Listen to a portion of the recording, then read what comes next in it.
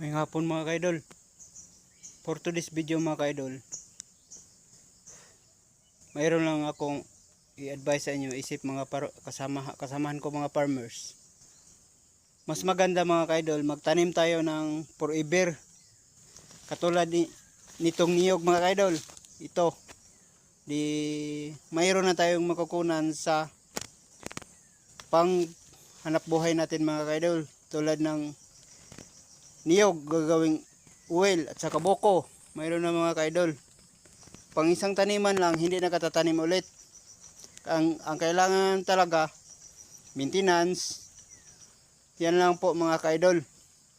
Saka maganda sa pagpaparmer, yung itanim natin yung katulad ng saging mga kaidol. Ito, kung nakikita mo ito mga kaidol, dito sa likuran ko, yon yung may puso. Saging lang may puso mga idol. Pero take advantage mga kaidol, kasi isang beses lang tayo magtanim. Pero ilang beses tayo makaharvest. Katulad nito, yung puno nandyan, may bunga na dyan mga kaidol. Ito, yan po, may bunga na yan. Ito, may bunga na yan mga kaidol. Yan mga kaidol, may bunga na yan. Tapos ang kasunod nito mga kaidol, ito na ang kalamang mga kaidol.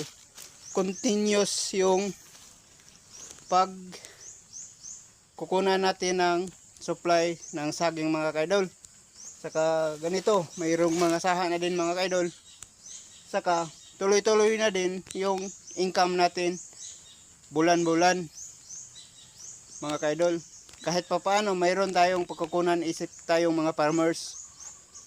Yun lang mga kaidol, take advantage natin mga farmer na magtanim tayo ng forever.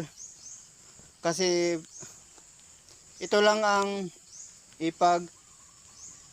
kuwan ko mga kaidol, yung saging saba o sarabya sa amin.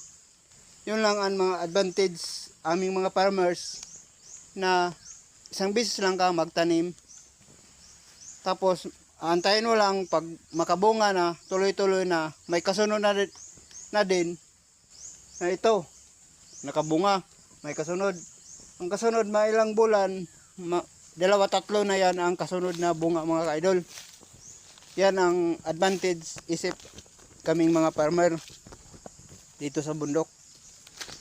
Kasi yung pangailangan namin, konti na lang bibilhin. Hindi katulad